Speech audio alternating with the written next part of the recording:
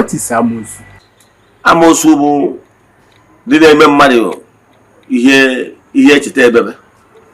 Ndị Amosu abụ negative vibration because ndị Amosu ọ bata na ndị Amosu generally ọrụ Amosu a na-eke eke because na ndị Amosu abụ ndị negativity ka ha na-eweta nwere ihe ọma dị na-asị n'aka ha abịa. So ọ bụrụ aja ka ya na-atụ ya na-eme nke ka anyị na-eke anyị kechaa ha anyị kwubie okwu n'okwu ekwucha ṅụọ iyi gwa ha na nwere ihe jikọta gị na ha na onye a ha mesịa jebere onwe ha ha ṅụba agụba ribe ribe ha gbọnịa maka na ya bụ onye ṅụba agụba ribe ribe ya akpọzi ha na nwe ihe jikọ ya na. So ndị Amosu bụ ndị ga-enyere miles away distance. So ndị Amosu ọrụ Amosu bụ oke ka a na-eke. Ndị Amosu bụ negative vibrations.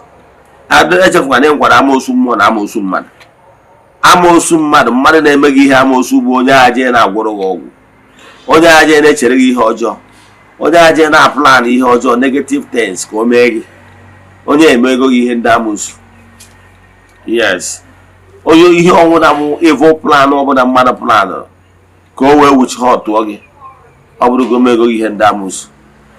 Mana Amosu nke mmụọ ka bụ Amosu mmadụ nke mmadụ tiri aka na ya. Mana Amosu nke mmụọ bụ Amosu nke mmụọ gaiziri aka na ya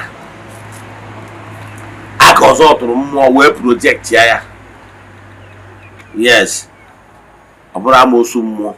Mana Amosu mmụọ a mmadụ kwa Amosu mmadụ na-ejekwa connect Amosu mmụọ nke onwe onye na-ada echere gị ihe ọjọọ cheche ihe ọjọọ ọfụ ihe ọjọọ ya esi etu o si wichi gị evil o jego bie ndị omekome men of underworld ndị obi akpọ ka ha bịa eliminate gba ka ha bịa tọrọ gị ifere ọtụtụ akụ esi umekwu ụfọdụ ga-emecha nke ajịkwa je connect ya ajọ mmụọ kụ ya nkwa na ndị ahụ ife anyị jere Amerịka na ya na-ekwu na ife anyị jecha Amerịka na ọ ya agbakarata ọ chụpụ aja omego projection. So ọ bụrụ na gị nwe ife anyị na onwe ya akwụrụ ka nwoke si akwụ nwee positive vibrations form ring of light. Ọ ya ka m ji asị ndị mmadụ na ị ga-akwụrịrị ka nwoke si akwụ na-eme ihe ị kwesịrị ime.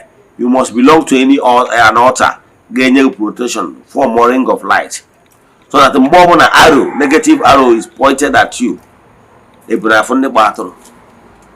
So na Amosu dị and na-enwere ka esi agbanahụ ndị Amosu imekwara onwe gị ka ị dị vulnerable to every attack. Inye na onwe ha enye onwe gị condition ga-eme ka ị attract ndị Amosu na ndụ gị.